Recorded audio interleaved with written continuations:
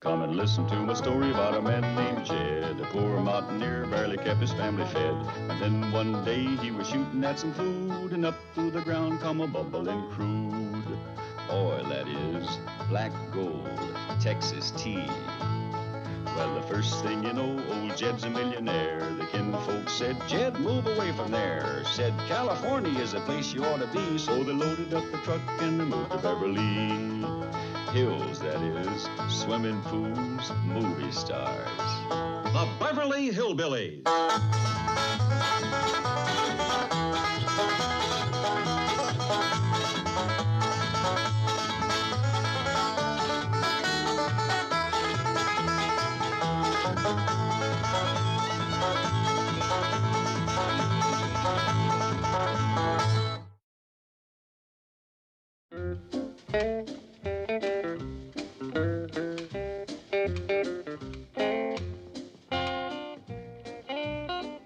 I told Jethro to do that. I know you did, Granny, but Cut me a hickory stick. I'll learn him to shirk his chores. Granny, he done all the other work you give him. Then I'll give him some more. Where is he? Well, he was feeling kind of restless, so he took a little trip into town. Well, when he gets back, he's going to take a little trip to the woodshed. Now, Granny, it ain't that bad. If a little drive down to the drugstore will get the birds out of his britches, what's the harm? 'Cause he's turning into a drugstore dude, that's the harm. Laid in bed till 6 o'clock this morning. I don't hardly think that makes him a drugstore dude. Hanging around the drugstore does. What's he want there anyway? Well, just between us, I think he's hoping to meet up with some members of the opposite sex. Jethro? He don't even know what sex he's opposite. Oh, I reckon he does. If he had more chores to do, he wouldn't have time to think about girls. Oh, I reckon he would. Whose side you on? Now, Granny, a boy has got to do a certain amount of girl watching. Once he gets it out of his system, he's ready to come back and pitch in. Who's that? I don't know, but he sure is in an awful hurry. It's Jethro. Ain't she a beauty? Wait till a girl see me driving around in this. Where'd you get it? I got it at what you call a used car lot. Salesman says it's a real girl trap. What'd you do with the truck? I traded it for this. What? You traded your ma's fine big truck for this little squash-down thing? Uncle Jed, this here is a $7,000 imported sports car. How much I give you to boot? They didn't give me nothing. I owe them $7,000. With the truck? Oh, heck no, I forgot. With the truck, I owe them $7,025. Why, that don't make sense. Oh, yes, it does. The 25 is what they charge to haul the truck away. Jethro, how could you make a deal like that? Well, it wasn't easy. I had to do some tall dickering. Well, if you think I'm going to pay $7,000... Hey, now, hold on, Uncle Jed. I'm going to pay for this car myself. How? Well, that's where my education pays off. They let me figure out my own financing plan. All I got to do is pay $4 a week. For how long? Till 68. Why, that's 2 years. Oh, Granny, till I'm 68.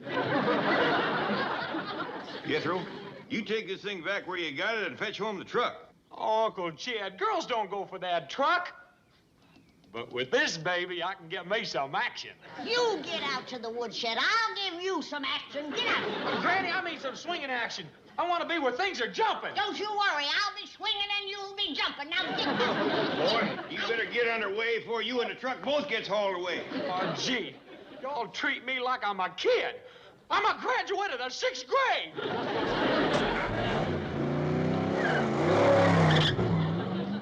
Here's what too much education has done. That and city living. Now, Granny. What he needs is work. Work and more work. Chores from sunup till sundown. That'll keep his mind off the girls. I don't believe there's enough chores on this place to do that. Then when he's done here, I'll hire him out to the Drysdales. Now, Granny, let's handle this ourselves. Mr. Drysdale got his hand full with big, important things.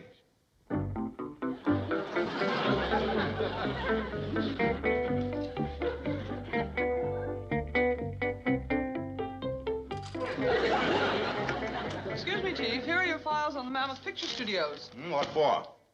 Why, you're meeting with Mr. Chapman. I don't need those. All I'm going to do is fire him. Why? 2 months ago, he brought an actress over here from Sweden and put her under contract for $10,000 a week. Oh, yes, Oola Bergstrom. I found out she'd never made a movie in her life. No, but she was the sensation of Europe in Chekhov's play, The Cherry Orchard. And she's done some other fabulous things. Well, she's doing one right now, sitting up there at the studio, collecting $10,000 a week for nothing. Well, Chief, it's her first picture, and they just haven't been able to find the right script for her. Well, I've got it right here. It's called A One-Way Ticket to Sweden. On a tanker? We're through squandering money on that Swedish meatball. 8 weeks at $10,000 a week. Oh, wait till I get my hands on Chapman. Chief, he's making movies, not packing crates. He's dealing with sensitive, creative artists. You can't turn out dreams on an assembly line. Only it's time someone started running the movie business like a business. Miss Hathaway? Oh, come in, Mr. Chapman, and sit down. Stay on your feet. This won't take long. Now, I understand you've had trouble finding something for your Swedish star to do. That's right. Well, I've come up with something that's perfect. It has travel, adventure. Sounds like just a ticket. Exactly. Now, you No, just... wait. You can tell her about it yourself. I brought her along. Come in, Miss Bergstrom.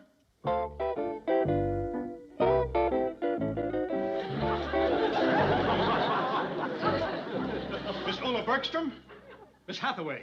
How do you do? And here's the real boss of the studio, our banker, Mr. Milburn Drysdale. Mr. Drysdale, it's a great pleasure. I've heard such wonderful things about you. Mr. Drysdale has an idea for you. You have? Forget it. It's terrible. But don't you worry. We'll have something just right for you, no matter how long it takes. Mr. Chapman is about ready to send me back to Sweden. What? 8 weeks at $10,000 a week. Larry, we're making movies, not packing crates. We're dealing with sensitive, creative artists. You can't turn our dreams on an assembly line. That was beautiful. It just happens to be the way I feel. Now get busy and find something worthy of her talent. There's a part I'd love to play, but Mr. Chapman does not think I should attempt it. Oh, why not? Well, it's a part of a poor sharecropper's daughter. She'd have to talk with a backwoods accent. I can do it. I know I can. Oh, it's a real challenge. Please give me the chance. What's the problem, Chapman? I speak to you alone. Excuse us for a moment. Make that half a moment. Mr. Drysdale, she's from the European School of Realism. She wants to go to the backwoods to learn the authentic accent and mannerisms before we start the picture. So that could take another 3 months. And at $10,000 a week. Think it over.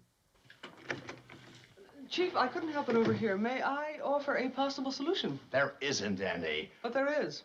Miss Bergstrom could stay with the Clampetts and learn the backwoods accent and mannerisms while she's filming the picture. Yeah. Remind me to talk to you later about a raise. Well, I've solved the problem.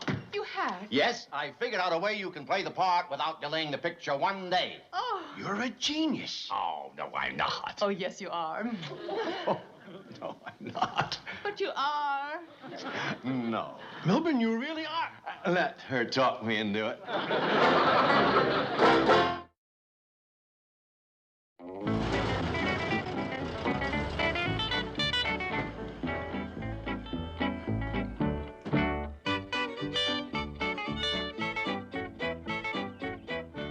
Jethro, wait till you see the chores that Granny's got for you to do.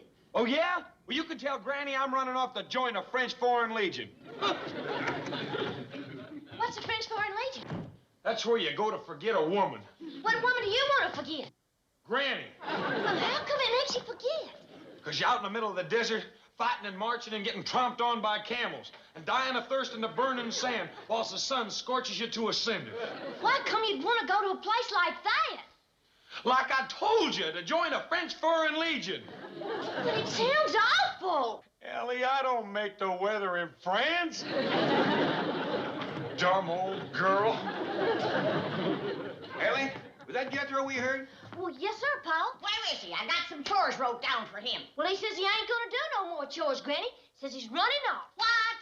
Cut me me a hickory stick. I'm gonna smoke his hocks Now, until Granny, we don't want to be in the midst of a family ruckus just when that poor little Bergstrom girl gets here. Well, is she just awful poor, Paul? Well, I kind of figure she must be, Ellie. Otherwise, Mr. Drysdale wouldn't have asked us to put her up. I wonder why he ain't putting her up at his place. Well, probably because we've been through just what she's facing, being strangers in Beverly Hills. And that's a miserable feeling. Even worse for her. She's from a foreign nation. Yeah. A place called Sweden.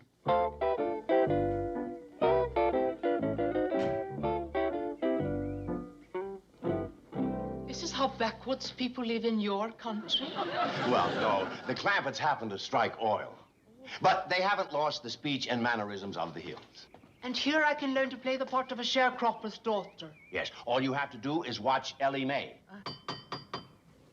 Mr. Drysdale, how long do you think I'll be staying here? Just long enough to pick up their way of speaking. Did you bring your tape recorder? Yeah, it's in my... Well, doggy, this must be the little Bergstrom girl. I wouldn't call her little, but she's pretty as a mess of hog jowls. Welcome as a new catalog. Miss Oola Bergstrom. This is Granny and Mr. Clampett. Howdy. Oh, and Ellie Mae. Oh, howdy. My, you sure are a tall drink of water. Where's Jethro? Oh, he's packing up to run away from home. Here's Elmer. You can have him while she's here. Come in. I got a mess of grits and sow belly on the stove. Mr. Drysdale, I've decided to think this over some more. Wait, you want the part, don't you? You know I do, but... Don't worry. You'll love the Clampetts. They're wonderful people. You can trust me. I'm a genius. Now, she'll be staying in with you, Ellie. Make sure that there's no critters in her bed. Yes, indeed. You know, Mr. Clampett, I didn't get to tell you much about Miss Bergstrom on the phone. Well, now, you just leave the getting acquainted to us, Mr. Drysdale. I reckon we know how to make her feel at home, huh, Granny? We've bedded down a passel of strangers in our day. Ain't had no complaints yet. I know, but Now, you get back to the bank and stop worrying about Miss Bergstrom. We'll treat her so many ways, she's bound to like one of them. Are you hungry? I'm not actually. I'd like to freshen up a bit. Would you like to take a dip in the cement pond? Cement pond? Ain't you never seen one of them? No, I don't think so. Sorry to be so long, Miss Oola, but I had to get Ralph out of your bed. What? Oh, he's just a little old gray squirrel. But he's getting a little nearsighted. Just don't stick your toes out from under the covers at night. Well, let's get the young lady settled in. Excuse me, ma'am, but what kind of hide is this? Alligator. I kind of thought that's what it was, but I didn't want to say nothing. That's gator, all right. That doggies, I'd have to be awful hard up to tote a suitcase made out of gator skin. Everything she has is made out of it, even her shoes. That Sweden must be crawling with them varmints. She's had a hard life, Jed. By doggies, it'll be a pleasure to see her face when she ties into her first possum.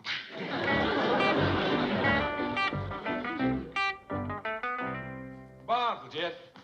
I'm running away from home. Yeah, that's what Ellie was telling us. All packed, I see. My clothes is.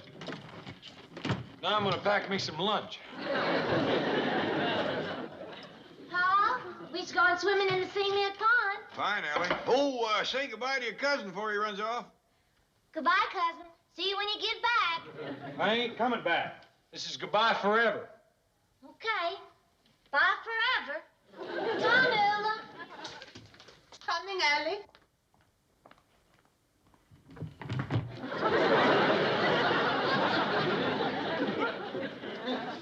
Jed? Who was that? Oh, ain't you met her? That's the girl that's moving in with us. Moving in? That's right. Here? That's right. In this house? That's right. Yeah! Jethro! What's all this nonsense about you running away from home? Not me, Granny. No, ma'am, no. Never. Well, that's better. Now, you want to get out to the cement pond and saw me some firewood? Yes, ma'am, that's what I want to do. Right now, I sure do. You bet. Yes, ma'am. See that, Jed? One look at this hickory persuader, and he changed his mind. All he needed was one good look.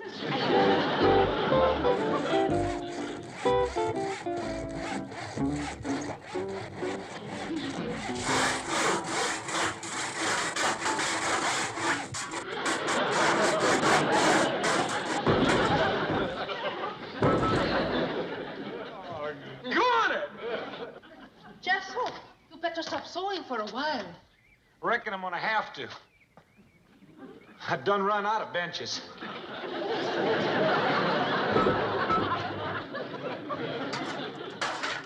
I've run out of saws, too.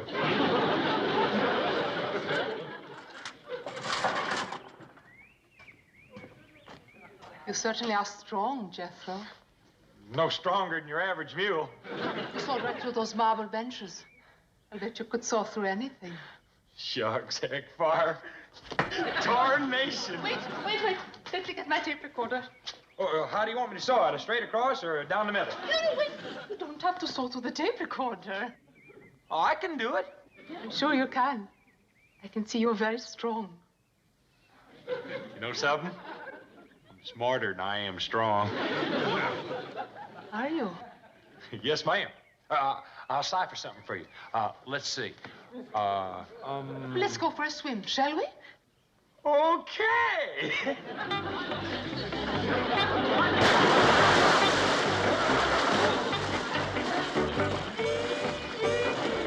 Fall in. I'll cipher for you whilst I'm swimming. 2 times 1 is 2. 2 times 2 is 4. 2 times 4 is 8.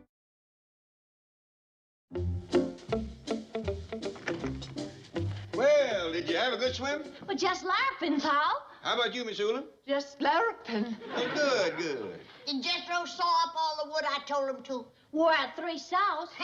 Now he's fixing all the marble benches. Didn't even have to tell him to do that. Come on, Oola. Well, just a minute, Ellie.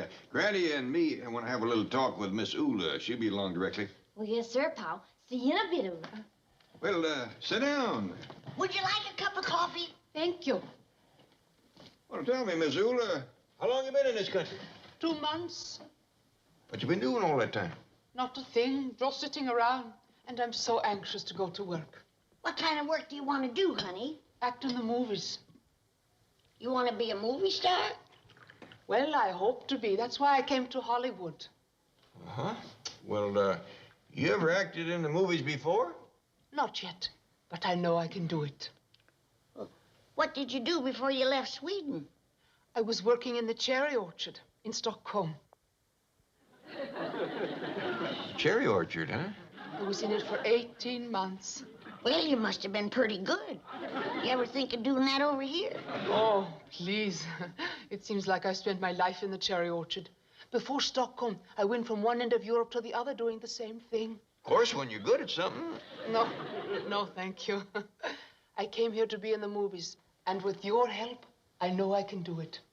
Well, we'll do everything we can. Of course, there's a big jump from cherry orchard to movie studio. Oh, I see it as a challenge. I'm going to show Hollywood that a Swedish girl can be a sharecropper's daughter and make good. Sharecropper's daughter? Well, we know she was hard up, but now I see how she could eat so poor and yet look so good. What you mean? Well, she probably got all the cherries she could eat. Jed, that girl ought to stick to cherry picking. Sure got to reach for it, all right. How could she pick for 18 months in one orchard? Well, I reckon part of the time she was pruning and cultivating. Well, she can do all that. What in tarnation does she want with the movies? Search me. According to Mr. Drysdale, girls flock to Hollywood like ants to a picnic. And according to Miss Jane, most of them never get past the studio gates. Just end up with their hearts broke. Sure would hate to see that happen to Miss Oola. Well, she can always go back to cherry picking. Even at best, it's kind of a seasonal work, even with the pruning and the cultivating. Besides, I ain't seen one single cherry orchard in Beverly Hills. Miss Oola forgot her pocketbook. Where is she, Uncle Jed? Where is that sweet woman? I'm right here, boy. And I got plenty more for you to do. Huh? First off, take this to Miss Bergstrom. And then you can wash the windows. Yeehaw!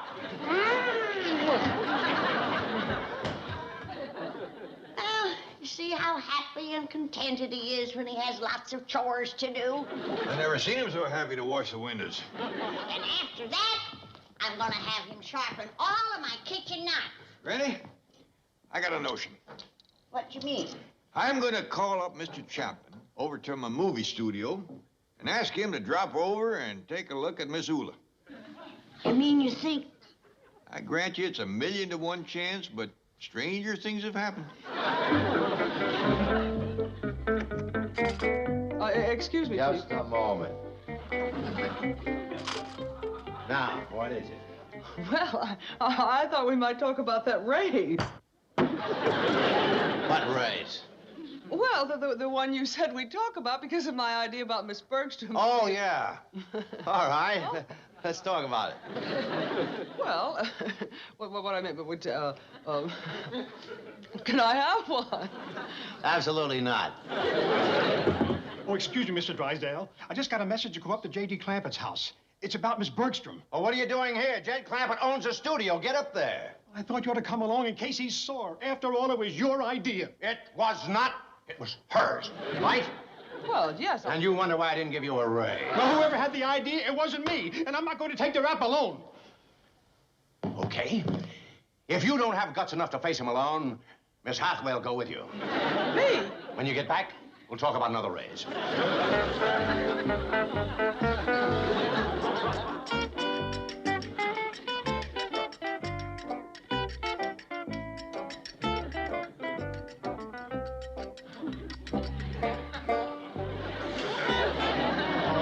Gee.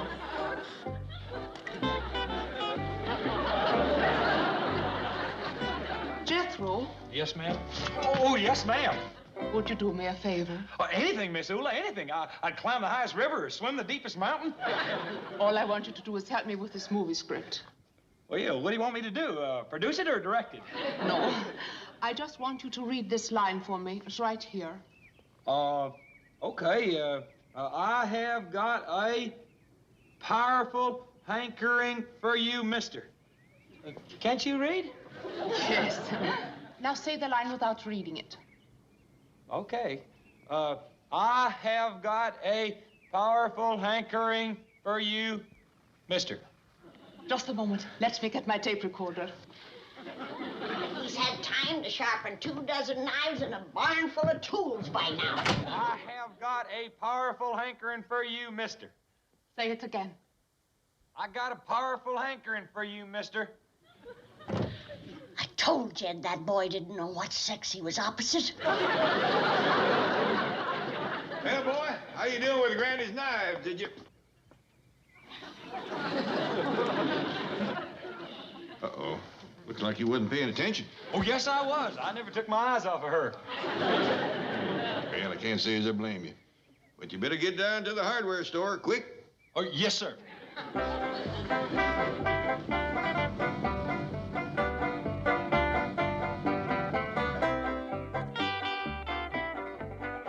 Where was Jethro going in such a hurry? To the hardware store. Catch him and you can ride along.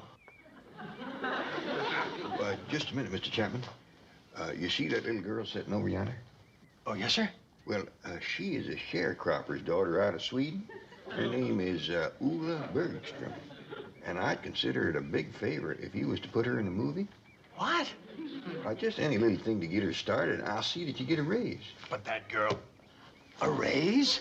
Dandy big one. How about it? It's a deal. Excuse me. Miss Bergstrom, my name is Chapman. Come along with me. Where are we going? To the studio. You're going to be in the movies. Mr. That's Chapman. all right, Mr. Oola. You go along with him. Make us proud of you now. She will. But, Mr. Chapman, I don't understand. What is going on? Jed, where's Miss Oola going? She's going to the studio to be in movies. That's sweet of you, Jed. I hope she gets to be a star. Me too, Granny, but just in case, let's plant us a cherry orchard out back.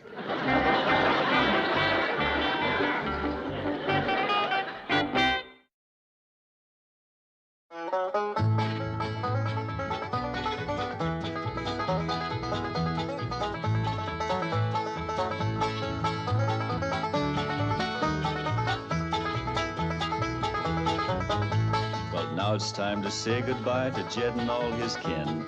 They would like to thank you folks for kindly dropping in. You're all invited back next week to this locality to have a heaping helping of their hospitality. Hillbilly, that is. Set a spell. Take your shoes off. Y'all come back now. Here? This has been a Filmways presentation.